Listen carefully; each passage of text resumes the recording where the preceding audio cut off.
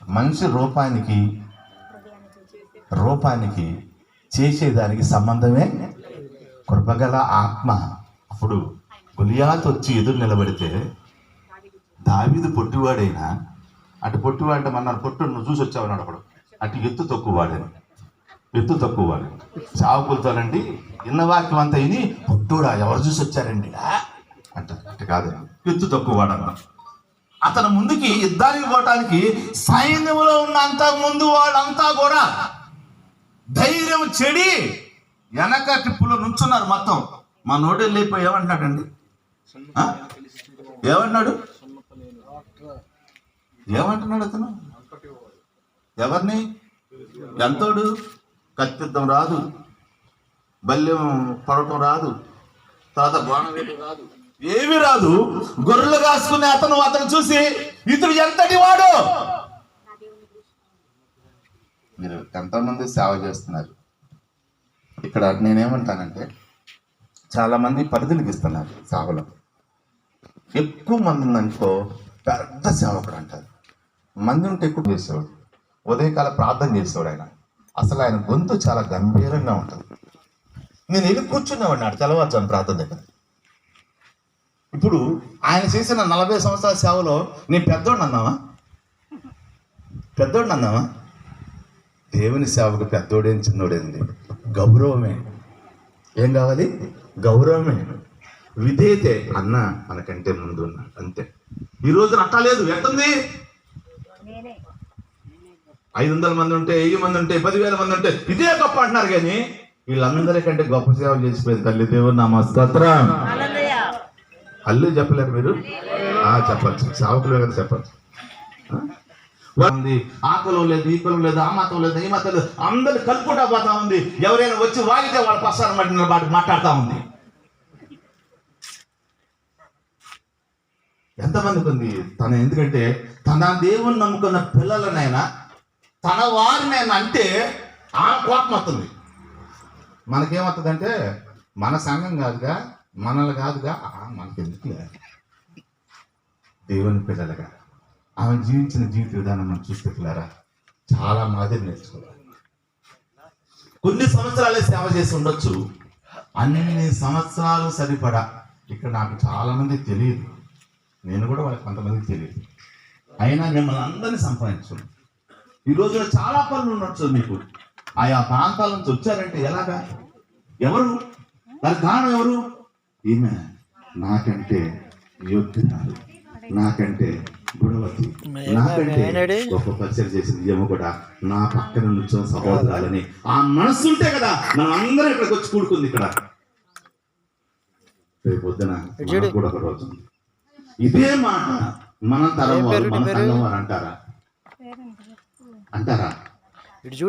మంచి సాక్షిగా మనం ఉండగలుగుతామా? దావీదుకు వచ్చిన కృప ఈరోజు వాళ్ళు అపోస్తులు చెప్తున్నారు.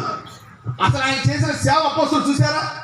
అక్కడ సంఘం పెట్టుకోవచ్చు, ఇస్తాను ఆత్మ తప్పవచ్చు, ఏమో ఆ తర్వాత కొంతమంది ఉన్నారు అక్కడ నిలబడలేదు ఎవరు. అయినా కూడా దేవుని పిలుపు ఎక్కడ అవసరం ఉందో, ఎక్కడ అవసరం ఉందో అక్కడికి వెళ్ళి తన పని చేయడానికి దేవుడు సంకల్పించినప్పుడు అదే ప్రాంతాన్ని నడిపించబడిన తర్వాత ఆ బాగలేని తర్వాత వాళ్ళ ఇంట్లో ఎవరు స్వీకరించుకోవాలి. వాళ్ళ వదిన కానీ, వాళ్ళ అన్నయ్య కానీ, వాళ్ళ అమ్మ కానీ, వాళ్ళ చుట్టాలు కానీ ఎంత ప్రేమగా చూశారని నాకు అనిపించింది. ఈ రోజున తల్లిదండ్రులు చూసే పరిస్థితులే లేరే. ఇది కృప కదా? చాలా మంది ఏమనుకుంటారంటే ముందు సేవలోకి వచ్చేటప్పుడు ఏం ఆలోచించరు, అన్ని పరిగెత్తారు. సేవ వచ్చిన తర్వాత, పరిచయం పెరిగిన తర్వాత రేపు పొద్దున ఇది ఎవరో వశం అయిద్దని ఆలోచిస్తూ ఉంటారు. అప్పుడు గొడవ కొనసాగిస్తాడు. దేవుని నామానికి స్తోత్రం. ఈ సేవ నిరంతరం నిలిచి ఉంటది. ఈ సేవ తను మొదలుపెట్టింది. దీనికి మనం అందరం ఏమవ్వాలి? వాళ్ళకు 50 మంది సంఘం ఉన్నారుకో, చిన్నగా వాళ్ళ దగ్గరికి వెళ్ళి అక్క లేదు కదా రాండి, చెల్లి లేదు కదా రాండి అని ఈ కార్యక్రమం పెట్టమాకండి. మేము ఉన్నామమ్మా, మేమందరం ఆడే ఉన్నామమ్మా.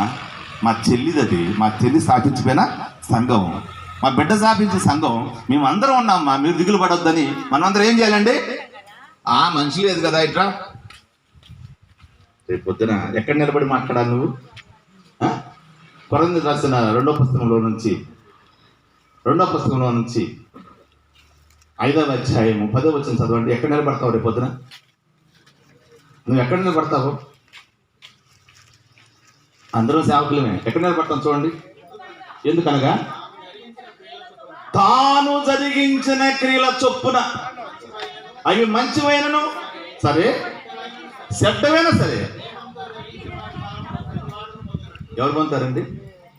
ఎవడు ఏ దేహంతో ఈ పని చేశాడో, అది దేవుడి కోసం చేశాడో, తన స్వార్థం కోసం చేశాడో, ఎవరు పొందుతారంట?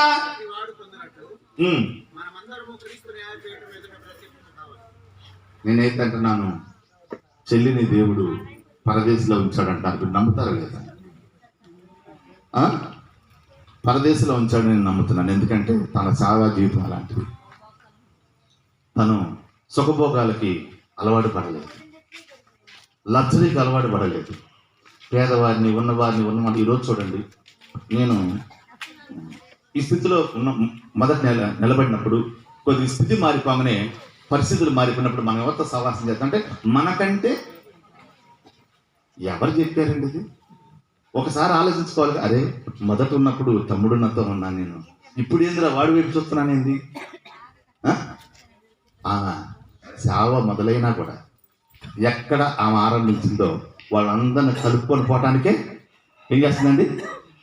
ఇష్టపడి చిన్నవాళ్ళుగా, పెద్దవాళ్ళుగా, ఎత్తువాళ్ళుగా అందరితో సమానంగా. పౌలు అంటాడు, యూదులకి యూదుల్లా, విరుగు దేశస్తులుగా, అందరికి అన్ని జనులకి కొంతమంది అందరి వాడిలా. ఆ మనసు మనకుంటే పిల్లరా, దేవుని సేవ చాలా గొప్పది. చూడలేదు వాళ్ళు అపోస్తలు దావీదు గురించి సాక్ష్యం ఇచ్చారు. చూసాము మనం బ్రతకాంతకాలం. మనం ఏం చెప్పాలి? వచ్చారు, ప్రార్థన పెట్టారు, ఏదో వాక్యం చెప్పమన్నారు, విన్నాము, మనం వెళ్ళిపోయాం. కాకుండా నేను కూడా ఒక కృపాలావణ్యలాగా రోషం కలిగి, కృపాలావణ్యలాగా తగ్గించుకొని, కృపాలావణ్యలాగా రోషం కలిగి ఎవరితోనైనా. నేను చాలాసార్లు మాట్లాడినప్పుడు, ఎందుకమ్మా ఒక అబక్కన అపార్థం చేసుకున్నా. అపార్థం ఏందన్నా? దేవుడి పక్షాన ఎవరు మాట్లాడతారు? ఎవరో ఒకరు మాట్లాడాలిగా. మనం ఏం చేస్తాం? మౌనం అవుతాం. అవన్నీ కాకుండా దేవుని కొరకు నిలబడిన వ్యక్తులుగా మనం ఉంటే పిల్లరా, మన సేవ నిలిచి ఉంటుంది. రేపు క్రీస్తు న్యాయపీఠం ఎదుట మనం నిలబడినప్పుడు ఇప్పుడు ఏమంటాడు? బలా నమ్మకమైన దాసుడా, ఒరే కపట దాసుడా అంటాడా? ఏమంటాడు చెప్పండి? ఏమంటాడు? ఒరే బలమైన నమ్మకమైన దాసుడా, కపట దాసుడా. ఏ దాసుడు అనాలి నిన్ను? ఏ దాసురాలు అనాలి? ఆలోచించండి.